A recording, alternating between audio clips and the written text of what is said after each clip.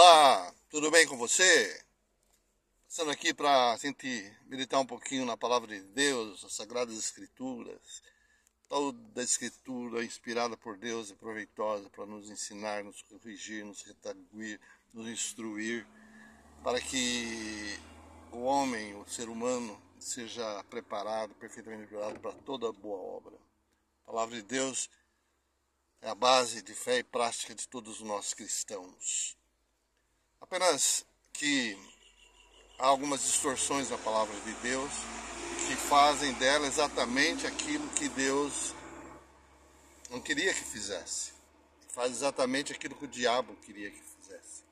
Jesus Cristo disse: eu vim para que tenham vida e a tenham em abundância. Jesus ama a todos, quer que todos se salvem. Jesus morreu por todos, para que todo aquele que nele crê não pereça, mas tenha a vida eterna. Essa é a passagem bíblica. Jeremias diz: não tenho prazer, Deus diz lá, né, através do profeta Jeremias, não tenho prazer na morte do ímpio, mas tenho prazer que ele se converta.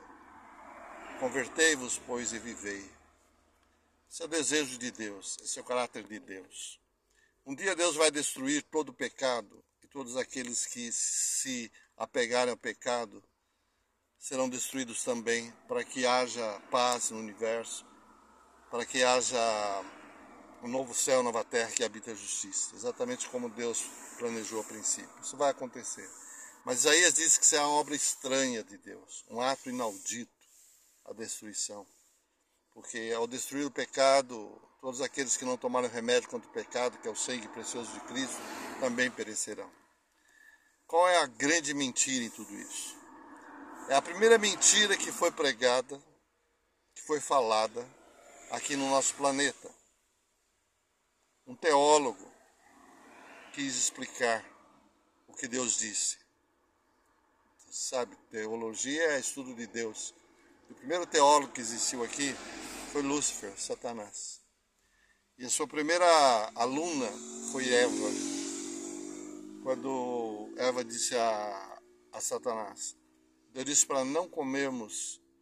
Ela acrescentou um pouquinho, né? Ela disse, Deus disse, não tocarmos e nem comermos do fruto dessa árvore. Porque no dia que dela nós comermos, nós morreremos. E aí o inimigo diz, certamente não morrereis. Então a imortalidade no pecado, a imortalidade do ser humano, foi a primeira mentira pregada aqui.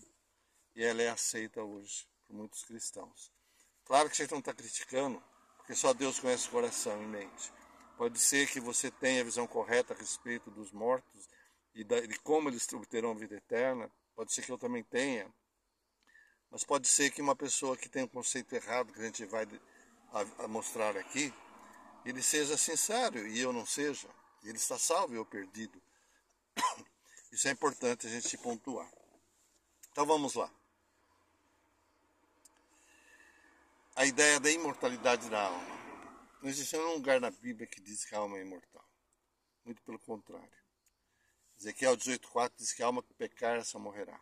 É claro que tem várias, é uma palavra polissêmica, como a maioria das palavras bíblicas no original, né? Tem alguns, ser vivo, né? Ser vivente. Mas se você começar a ler um princípio, como Deus criou o ser humano, já dá para entender. A palavra de Deus diz, Gênesis 2, capítulo 7, e criou o homem do pó da terra, e soprou nos seus narizes fôlego de vida, e ele se tornou uma alma vivente. Então veja bem que Deus não colocou uma alma no ser humano. Deus fez do barro, e o teu corpo, o meu corpo, é do barro. Fazer uma análise química aqui do barro, você vai ver que tem ferro lá, tem ferro aqui, tem cálcio lá, tem cálcio aqui, tem tudo os componentes que tem lá, vai ter no nosso corpo também. Pó da terra ele fez. Ali estava um boneco, mas não tinha vida. Aí disse que Deus soprou, pneuma, fôlego de vida, outros se traduz por espírito, mas é apenas a respiração. Quando Deus soprou o dom da vida, que só Deus pode dar, o homem se tornou uma alma vivente. Então eu e você somos uma alma vivente, não temos uma alma, somos uma alma. E quando Deus disse que se eles comessem, eles morreriam, e eles não morreram na hora, mas morreram. A morte pode ser comparada de três maneiras: morte espiritual, a morte física e a segunda morte, a morte eterna. A morte espiritual é quando eu me afasto de Deus, quando não aceito os chamados do Espírito Santo, me convencendo do pecado, da justiça e do juízo, e aí a consciência é cauterizada, eu estou separado de Deus, estou morto. Posso estar respirando, falando, mas sem Deus na minha vida, eu estou morto espiritualmente. Morrer fisicamente, todos nós morremos, porque em Adão todos nós nascemos, tendência pecaminosa e também passamos a ser mortais. E quando morremos acontece o contrário, como diz Eclesiastes. O fôlego de vida, pneuma, espírito volta a Deus. E o pó volta à terra e a alma deixa de existir. Como quando você pegar uma lâmpada, ela é o corpo. Você liga o interruptor, vem a energia, que é o fôlego de vida, se torna uma luz. Você apaga o interruptor, a energia volta para a origem. O nosso fôlego de vida, o dom de vida volta a Deus, que Ele que deu. Aí se torna uma lâmpada queimada, que não tem valor nenhum. Um corpo sem o dom da vida que vai apodrecer e se tornar pó. É isso que acontece. Qual que é a bendita esperança? É a ressurreição. Coríntios 15 diz perfeitamente, fala o capítulo sobre ressurreição. Lá é bem claro. Se Cristo não ressurgiu, é vã a nossa fé. E os que morrerem em Cristo estão perdidos. Então quem morre em Cristo não está lá, aqui, acolá, não. Ele está aguardando a ressurreição. Na ressurreição dos justos, da vida eterna, Deus vai dar a imortalidade, vai dar um corpo incorruptível, que não envelhece, um corpo sem a natureza pecaminosa e um corpo imortal. Ali é a imortalidade. Como diz Timóteo, né, a carta a Timóteo, a imortalidade é só Deus quem tem. E ela traz, oferecida a mim e a você, através do Evangelho. Quem não aceita o Evangelho não tem a vida. Quem tem o Filho tem a vida eterna. Quem não tem o Filho não tem a vida. E a pessoa morre fisicamente, todos nós morremos. Vamos para a terra. Depois Jesus, em Evangelho de João 5, diz: não vos maravilheis disso, porque vem a hora em que todos estão no sepulcro e ouvirão sua voz. Os que tiverem feito o bem para a ressurreição da vida eterna, se tiverem feito o mal para a ressurreição da condenação eterna, ou do juízo. Né? E é essa os dois destinos. O salário do pecado é a morte, mas o dom gratuito de Deus é a vida eterna, por Cristo Jesus, nosso Senhor. Essa é. Mas aí você vai me dizer, bom, mas e o fogo eterno, tudo? Sim, Judas, se você ler lá, é só um capítulo, lê lá, você vai ver, você fala que aqueles que vivem impiamente, tem um exemplo que vai acontecer com eles. O que é? Sodoma e Gomorra, que viveram impiamente e sofreram a pena do fogo eterno. A pergunta é, eles estão queimando até agora? Não estão. Fogo eterno na consequência, não na duração.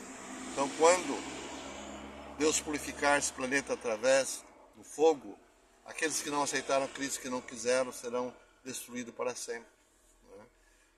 A Bíblia toda diz que o juízo vai ser segundo as obras. Salvação é pela graça mediante a fé. Juízo é mediante as obras. E aquele que fez muito mal, né, receberá muito açoite. Jesus fala isso em Lucas. E aquele que fez sem saber ou não fez tanto mal, poucos açoites. Então todos os ímpios perecerão, mas aí cada um receberá de acordo com as suas obras. Né? Seria injusto queimar Hitler, né, instantaneamente, e aquele que, ou melhor, queimar Hitler, deixar de existir instantaneamente, ele vai sofrer a sua pena.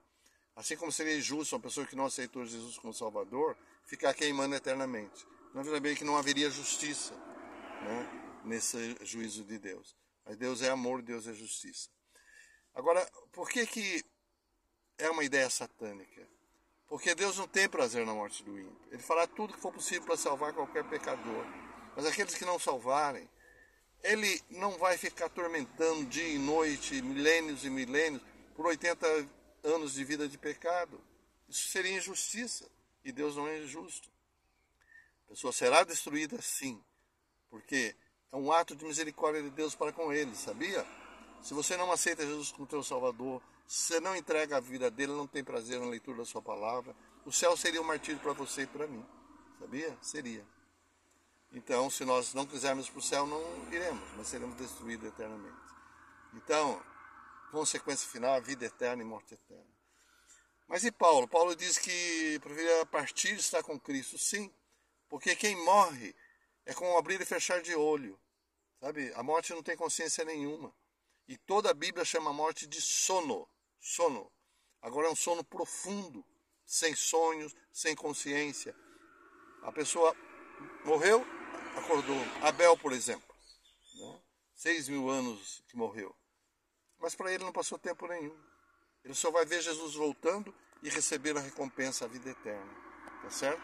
Caim morreu, inconsciente. Ele vai receber a condenação eterna. É isso que a Bíblia ensina. Né? A Bíblia não ensina Deus como um torturador. Né? E aí usa a experiência da parábola de Lázaro, né? O rico Lázaro, que era uma crença popular dos pagão, né? Dos gregos, da imortalidade incondicional, mas Deus usou essa parábola porque muitos judeus acreditavam na imortalidade também por causa da influência grega, né? Então ele contou que um morreu, foi para o seio de Abraão, outro morreu, foi para o inferno, daí lá um conversou com o outro. Você imagina se fosse assim? Se tivesse teu filho, tua filha lá no inferno queimando, você conversando com ele e ele atormentando lá. Isso não existe, Deus não é torturador. O diabo é que veio matar, destruir. O diabo que tem prazer nas guerras, nas mortes, nas doenças. Quando Adão e Eva morreu, 2 anjos foram colocados para que eles não comessem da árvore da vida e vivessem eternamente. Por quê? Porque viver em pecado eternamente é tormento. Imagine se nós vivêssemos eternamente do jeito que nós somos. Chegando na idade, tem um câncer e dor e dor. A morte é um descanso para essas pessoas. Né? E é interessante que a árvore da vida volta lá em Apocalipse, capítulo 22. Né? Gênesis 1 e 2 mostra um mundo perfeito, um mundo que todos teriam imortalidade. Apocalipse 21 e 22 vai mostrar o pecado saindo, sendo exterminado e voltar ao mundo perfeito, onde todos viverão eternamente. E a árvore da vida estará lá. Nós temos vida eterna por causa do sangue de Cristo Jesus. E receberemos a vida eterna se permanecermos fiéis até o final da nossa vida. É isso que a Bíblia ensina. O problema do tormento eterno, do inferno, meus queridos. O problema disso aí é que retrata mal o caráter de Deus, igual o inimigo. E Deus é amor, é misericórdia, não tem prazer no ímpio. Claro que não vai levar ninguém para o céu que não queira ir. Né? Deixará de existir para sempre. Se você fizer um estudo profundo da palavra de Deus, vai ver que esse é o ensinamento bíblico. Tá certo, meu irmão, minha irmã? Tá bom? Então, por isso que diz, né? Que o mesmo Senhor descerá do céu. E a trombeta soará. Né? E os mortos em Cristo ressuscitarão primeiro. Pois nós, se estivermos vivos, seremos transformados. E seremos arrebatados juntamente com Ele. Mortos, vivos, que crerem em Jesus. Vivos que creem em Jesus, todos arrebatados para o céu, para viver para sempre. Ninguém vai na frente de ninguém, tá bom? Nós vamos todos juntos, é isso que a palavra de Deus diz, tá certo?